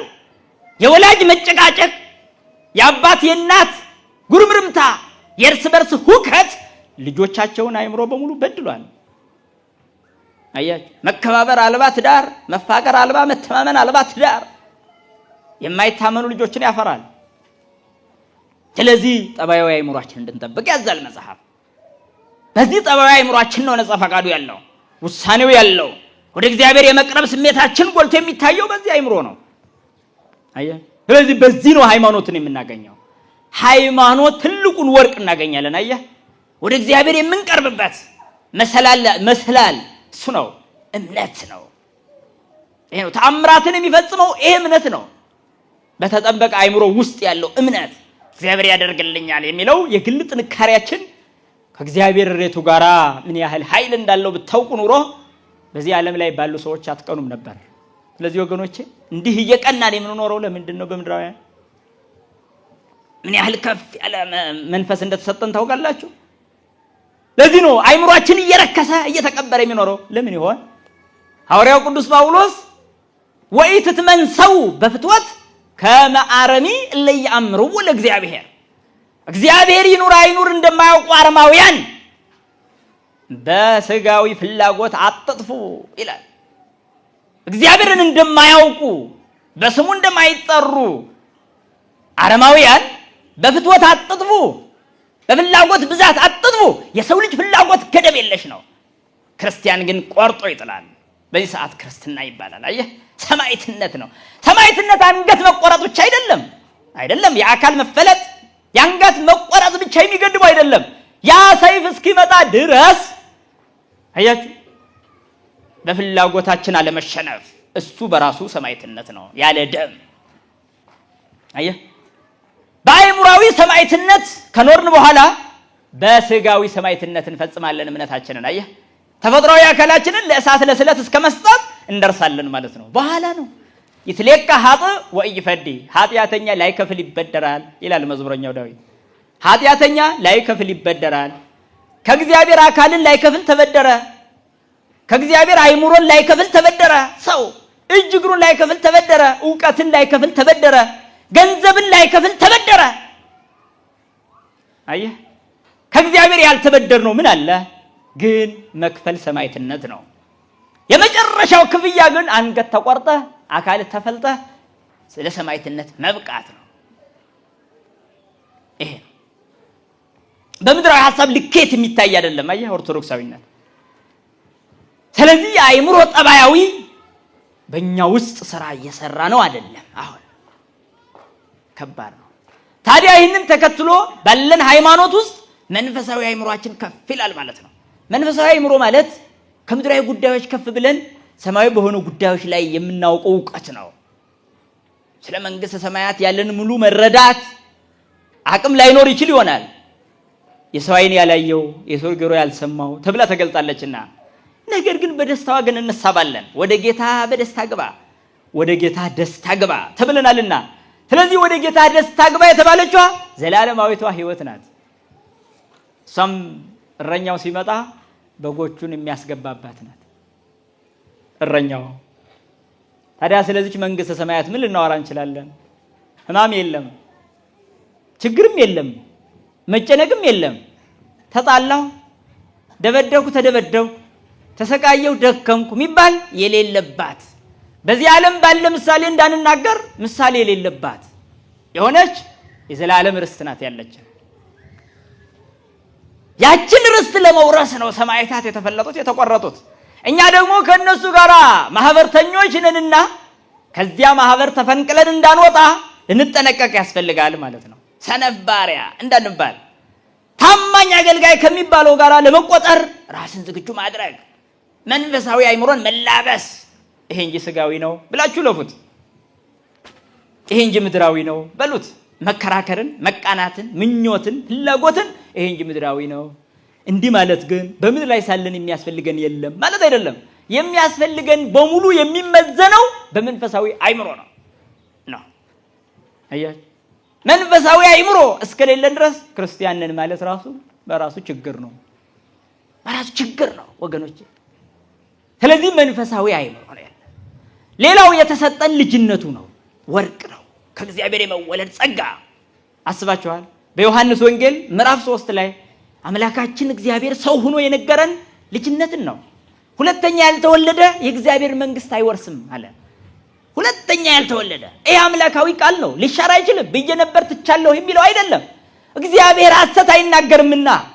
ስለዚህ የሰው ልጆች ሁሉ ከስጋዊና ከደማዊ አባት እናት ከተወለዱ በኋላ ከሥላሴ መወለድ ግዴታ አለባቸው። ግዴታ ለምን ካላችሁ መጀመሪያ የሰው ልጆች ከእግዚአብሔር ልጅነት ወድቀዋልና፣ ስለዚህ እንደገና የእግዚአብሔርን ልጅነት ማግኘት ግዴታቸው ነው። ሁለተኛ ያልተወለደ የእግዚአብሔርን ርስት አይወርስም ማለት፣ የእግዚአብሔር መንግስት አይወርስም ማለት። ለምን? ርስት የሚወረሰው ለልጅ ነዋ፣ ለባሪያ አይደለም። እግዚአብሔር የፍጥረታት ሁሉ ባለቤት ነው። አሕዛብንም ፈጥሯል፣ አረማውያንንም ፈጥሯል። አዎን ፈጥሯል። ግን ልጆች የመሆን እድል እስካላገኙ ድረስ ርስቱን የመውረስ እድሉ የላቸውም። ለዚህ ነው ቤተ ክርስቲያን ለዓለም ሁሉ ልታድን መታገል አለባት የምንለው። ክርስቲያን በዓለም ጥፋት ሳይቀር ተጠያቂ ነው። ለምን? ሌላው ይድን ዘንድ ስራ ባለመስራቱ። የዘላለምን ሕይወት በሚያስወርስ እምነት ውስጥ ሆኖ ለዘላለም ቅጣት ከሚገባቸው ጋር ሲልከሰከስ ማግኘታችን በራሱ ውርደት ነው። ዓለምን ሊመራ የተፈጠረ ፍጥረት ከሁለተኛው ልደት ተነስቶ ዓለም ወደ ዘላለማዊ ሕይወት ይገባ ዘንድ የሚመራው ይህ ኦርቶዶክሱ ነው። ሌላ እንዳይመስላችሁ። ሁለተኛ ልደት ማለት ከሥላሴ መወለድ ነው። እስኪ ጥንታዊውን ሐሳብ እንዲናንሳ። ቅድመ ዓለም የነበረው እግዚአብሔር አብ ቅድመ ዓለም ያለ ወልድን መውለዱ በመጽሐፍ ተገልጿል። አብ ወልድን ሲወልድ ምን የለውም? እናት የለችውም። እናት የለችውም። ልብ በሉ። ልደቱ መንፈሳዊና መለኮታዊ ባህሪያዊ ልደት ስለሆነ እናት የለችውም። መልካም። እናት የሌለችው ወልድ ወደዚህ ዓለም መጥቶ አባት የሌለው በመሆን በስጋ ከድንግል ማርያም ተወለደ። ሁለት ልደት። የመጀመሪያው ልደት መንፈሳዊ ነው፣ ረቂቅ ነው። ሁለተኛው ልደት ደግሞ ግዙፍ ነው፣ ስጋዊ ነው። በመጀመሪያ ልደቱ እናት የሌለችው፣ በሁለተኛ ልደቱ አባት የሌለው እርሱ ክርስቶስ ነው። ጥሩ። እኛ ደግሞ በመጀመሪያ ልደታችን ግዙፍ ልደት ነው ያለን። ከእናት ከአባት በዘር ምክንያት ከሚደረግ ልደት ተወለድን። ሁለተኛው ልደት ግን ያለ ዘር ከሥላሴ እንወለዳለን። በሁለተኛው ልደታችን መንፈሳዊ ልደት የተወለድን በሁለተኛው ልደታችን። ስለዚህ በእርሱ አምሳል ሊወልደን በእኛ አምሳል ተወልዷልና ልንጠነቀቅ ይገባል። ተወልደ በአምሳሊከ ከመ ይለድከ በአምሳሊሁ፣ በእሱ አምሳል ሊወልድ በአንተ አምሳል ተወለደ ይለናል። በሁለተኛው ልደት ምን አደረገ? ግዙፍ ስጋዊ ልደትን ተወለደ፣ እኛን የሚመስል ልደት። ይገርማል። እኛ ደግሞ በሁለተኛው ልደታችን በመንፈስ እንወለዳለን። ይህም እሱን የሚመስል መንፈሳዊ ልደት፣ ረቂቅ ልደት። ምክንያቱም ግዙፍ በሆነው አካላችን ከእናት ከአባት ተወልደን መንፈስ በሆነው ውሳጣዊ ማንነታችን ደግሞ ከሥላሴ እንወለዳለን፣ ከእግዚአብሔር እንወለዳለን። ታዲያ ከእግዚአብሔር ከተወለድን እስኪ ራሳችሁን እኔ የእግዚአብሔር ልጅ ነኝ ብላችሁ ጠይቁ። አዎ ብላችሁ መልሱና የእግዚአብሔር ልጅ ምን ሊያደርግ ይገባል? እግዚአብሔር ለምንድን ነው ልጁ እንደሆነ የጠራኝ? ለምንድን ነው ልጁ ያደረገኝ? እግዚአብሔር እኮ ንጹህ ነው። እግዚአብሔር ቅዱስ ነው። ታዲያ እኔን ወደሱ የጠራኝ እኮ ቅዱስ እንደሆን ነው፣ ንጹህ እንደሆን ነው። ተንኮለኛ፣ ሴረኛ፣ ምታተኛ፣ ጠንቋይ ተከታይ እንደሆነ አይደለም።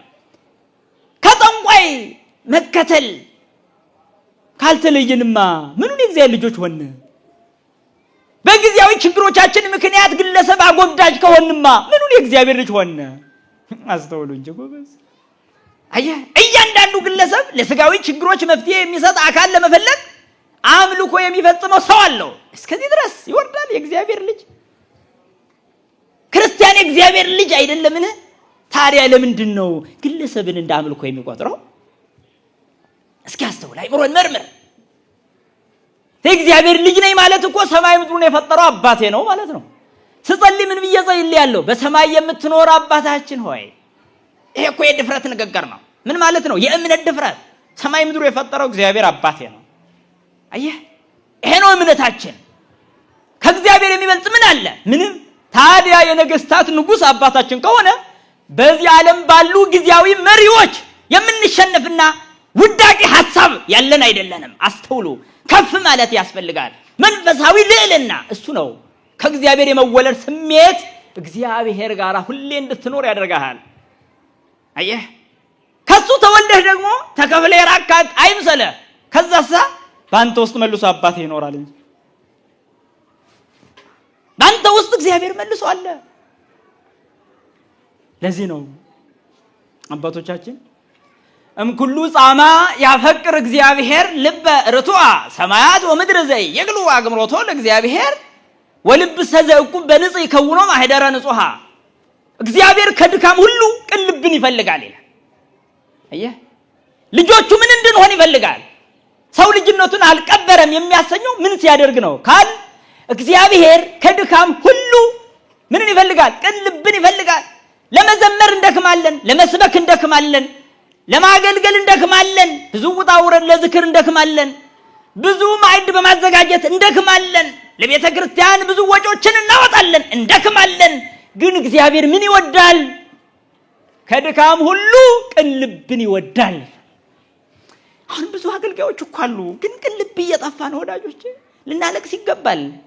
ብዙ ዘካሪዎች አሉ፣ ብዙ መጽዋቾች አሉ፣ ብዙ ቤተክርስቲያን የሚገነቡ አሉ፣ ግን ቅን ልብ የለም።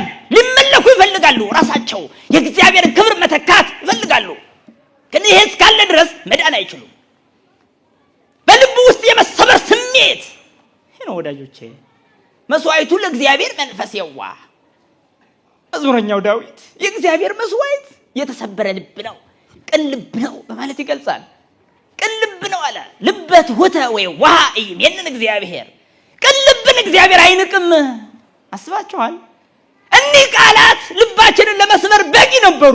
ነገር ግን እንደ ፈርዖን እንዳይደነድን ልባችን ቃሉን በሰማችሁ ጊዜ ልባችሁን አታጽኑ ያለው የቅዱስ ቃል እንዳይደርስብን የነቢዩን ቃል እናስታውስ። ወሰወ ተሰሙ ቃሉ ታጽኑ ልበከሙ፣ ቃሉን በሰማችሁ ጊዜ ልባችሁን አታጽኑ አለ፣ አታደንድኑ አለ። ልብ በሉ። ከድካም ሁሉ እግዚአብሔር ምንን ይወዳል አለ? ቅን ልብን ይወዳል አለ። ቅን ልብን ይወዳል። ብዙዎች ጥመት ይከበዳል። እንዳስቀዳሽም እንቆጥራለን፣ ራሳችንን እንደ ጾመኛም እኮ እንቆጥራለን። ጥሩ ነው መጾሙ፣ ታዲያስ መቁረቡም ጥሩ ነው። ታዲያስ ቅን ልብ ያጥረናል። በስራችን መስክ ተንኮለኞች ነን። እግዚአብሔርን የመቀበል አቅም እግዚአብሔርን የማስተናገድ ብቃት በውስጣችን ሊኖር ይገባል። ለዚህ ነው ከድካም ሁሉ እግዚአብሔር ልብን ይወዳል፣ ቅን ልብን ይወዳል ካለ በኋላ ሰማያት ወምድር ዘይብሉ አግምሮቶ ወልብሰ ዘብቁ በንጽህ ይከውኑ ማህደረ ንጹሃ። ሰማይ ምድር የማይችሉት እግዚአብሔር አለ በንጽህና የተጠበቀ ልብ ግን ማደሪያው እንዲሆን ያደርገዋል።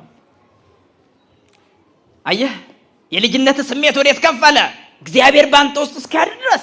እውነት ነው እግዚአብሔር ሰው በሰራው አያድርም። ራሱ በፈጠረው ልብ ውስጥ ራሱ በፈጠረው አይምሮ ውስጥ ያድራል። ያንተን ልብ ማደሪያ ሊያደርግ ፈለገ። አንተ ግን ልብህን ቆለፍከው፣ በእሾህም አጠርከው። ደጅ ቁሞ ያንኳኳል፣ የሚከፍትልኝ ካለ ገባለው፣ ከሱም ጋር እራት በላለው ይላል። በመጨረሻው ዘመን ምን ይላል? እንግዳ ሁኜ ብመጣ አልተቀበላችሁኝም። ሰነፎችን የሚወቅስበት ቃል ይሄ ነው። አልተቀበላችሁኝም ምን ማለት ነው? በልባችሁ አዳሪ ነኝ፣ ግን ስመጣ ልባችሁ በትዕቢት ልባችሁ በቂም በቀል ተቆልፎ አገኘሁት። ልባችሁ በትምክህት በውዳሴ ከንቱ ተቆልፎ አገኘሁት። ስለዚህ አልተቀበላችሁኝም። ታዲያስ ያልተቀበሉትን ወደ ግራው ወደ ዘላለም ቅጣት ይወስዳል። አምላካችን ከወቀሳ ነፃ ያድርገን። ታዲያ በፍርዱ ፊት እንቀርብ ዘንድ አለን ወገኖቼ። ታዲያ የጌታውን ወርቅ የቀበረ ልጅነቱን ያጠፋ እግዚአብሔር አባቴ ነው ብሎ የማያምን በልጅነቱ ተመክቶ ወደ እግዚአብሔር የማይቀርብ ልጅነቱን ቀበረ።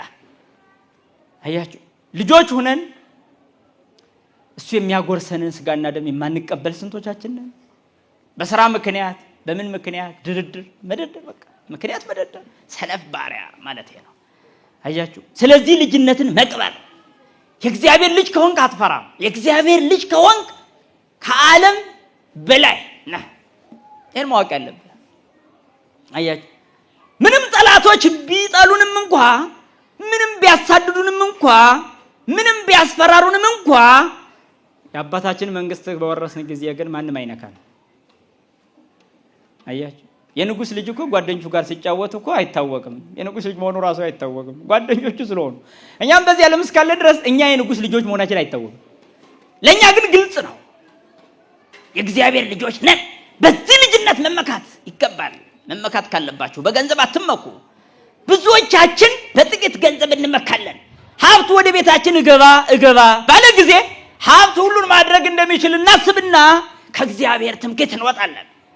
አያስፈልግም አላልኳችሁም? ሰርቶ መለወጥ ያስፈልጋል። በዚህ ዓለም እስካለን ድረስ ገንዘብ አላስፈላጊ ነው ብላ የምታዘኑ ቤተክርስቲያን የለችም። ገንዘብን አይደለም የምናወግዝ፣ በገንዘብ ጀርባ ያለውን ትዕቢት። ሊቁ ዮሐንስ አፈወርቅ እንዲህ ነው የሚለን። አይደለም ስልጣንን አይደለም የምናወግዝ፣ በስልጣን ጀርባ ያለውን አምባገነንነት እናወግዛለን። አዎን ዕውቀትን አናወግዝም። ነገር ግን መንፈሳዊ ዕውቀትን ያገለለ ሰብአዊና ሰይጣናዊ ዕውቀትን ግን እናወግዛለን። አስባችኋል? ስለዚህ ልጅነት የእግዚአብሔር ክብር የሚገለጥበት ነው። የኛ ልባችን ደግሞ ማደሪያው የሚሆን ነው። እስኪ አስቡ ወገኖች፣ ልብ በሉ እስኪ። እናንተስ አታስተውሉ? ምን ራሱ አባታችን እንዲህ ብሎ አልነገረንም? ምን ብሎ እሄዳለሁ፣ ስፍራ ማዘጋጅላችኋለሁ፣ ከዛ እመጣለሁ፣ እኔ ጋር እንድትኖሩ ወስዳችኋለሁ አለ። እኔ ጋር እንድትኖሩ ወስዳችሁ። አየህ ከዓለም ጋር አንኖርም፣ እንፋታለን። የሆነ ጊዜ ዓለም ታማኝ ሚስት አይደለችም። አስተውሉ። እንፋታለን፣ ወደ ዋናው አባታችን እንሻገራለን። አሁንም እንቀጥላለን። አስተውሉ። እወስዳችኋለሁ ነው ያለን እረኛችን። እኔ የወይን ግንድ ነኝ አለ። አሁን ወስዳችኋለሁ እስኪል ድረስ ደግሞ ዝም ብሎ በትኖ የተወን አይምሰለ። እኔ የወይን ግንድ ነኝ፣ እናንተ ደግሞ ቅርንጫፎች ናችሁ ብሎ የነገረን ራሱ ነው። እስከ የት ድረስ እንደሆነ አንዲት እናት ልጇን ከወለደችበት ጊዜ ጀምሮ የአካል ክፋይ ተፈጽሟልና የአካል መገናኘት የለም አይደል? አዎ። ከስላሴ የመወለዳችን ምስጢር ግን እንዳይመስላችሁ ክርስቶስ እንዲህ ነው ያለን፣ እኔ የወይን ግንድ ነኝ። የዮሐንስ ወንጌል ምዕራፍ 15 ቁጥር 1 ላይ አስተውሉ። እኔ የወይን ግንድ ነኝ፣ እናንተ ቅርንጫፎች ናችሁ አለ። የሚገርም እኮ ነው። ቅርንጫፍ ከግንዱ ከተለየ አያፈራም። ከግንዱ ጋር እስካለ ድረስ ያፈራል። እውነት ነው። እኛም በልጅነት ከእግዚአብሔር ጋር እስካለን ድረስ የፍቅር ፍሬ፣ የእምነት ፍሬ፣ የንስሐ ፍሬ ማፍራት እንችላለን። የርህራሄ የቸርነት ፍሬ እናፈራለን። ምክንያቱም እሱ ግንዳችን ሩሩ ስለሆነ ግንዳችን ፍቅር ስለሆነ ከግንዱ ጋር እስካለ ድረስ ማንም ፍቅርን የማያፈራበት ምክንያት የለም። ማንም ርህራሄ የሌለው ሊሆን አይችልም። ለምን? ግንዳችን ሩሩ ስለሆነ። ከዚህ በተለየን ሰዓት ልጅነታችን በቀበርን ሰዓት ያን ጊዜ ሰነፍ ባሪያ ታካች እጅና እግሩን ሰሩት ወደ ዘላለም ቅጣት እንባላለን። ስለዚህ ወገኖቼ የትኛውን ሆነን አገኘን? ታማኙ አገልጋይ ወይስ ሰነፉ? እስኪ ራሳችን ስንፈትሽ ማን ሆን? ይሄ ታዲያ ጉባኤ አንድ በር ሊዘጋ ይገባል። አንድ የፈረሰ ሊያንጽ ይገባል ማለት ነው። እየግላችን የፈረሰ በኩል አለ። በፈረሰ እየግሉ ማለት ነው። እያንዳንዱ ሰው አንዱ በተጠቃበት ኃጢአት አንዱ አልተጠቃም፣ ደህና ነኝ ባይ ነው። አንዱ በተጎዳበት አንዱ አልተጎዳም። ስለዚህ የእያንዳንዳችን ክፍተት ሊሞላ የሚገባ መሆን አለበት የወንጌሉ ቃል። ለዚህ ነው እስመ እግዚአብሔር ይጸውዐነ ለርኩስ ዘእንበለ ለቅድሳት፣ እግዚአብሔር ለቅድስና ነው የጠራን እንጂ ለርኩሰት አልጠራንም ይላል ሐዋርያው ቅዱስ ጳውሎስ በተሰሎንቄ መልእክቱ ምዕራፍ 4 ላይ።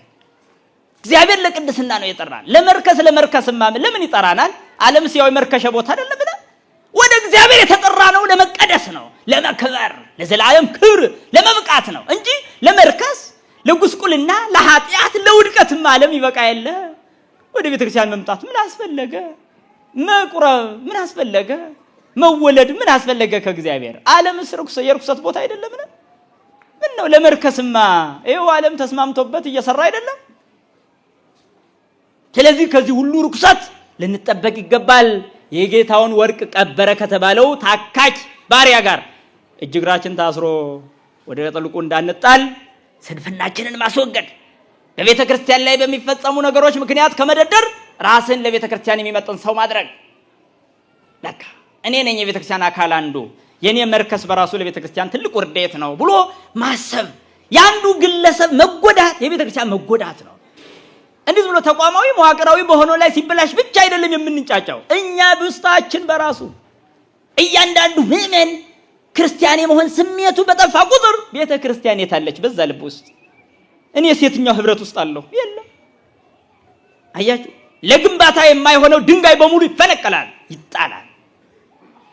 የሚስተካከለው ግን ተጠርቦ ይሰራል። የማይስተካከል ድንጋይ ይወጣል። ለዚህ ነው ከቤተ ክርስቲያኑ ህብረት የሚወጡ በርካታ ድንጋዮች አሉ። ስለዚህ ለነበረን ጊዜና ሰዓት አምላካችን የተመሰገነ ይሁን። የተማርነውን በልቡናችን ያሳድርብን።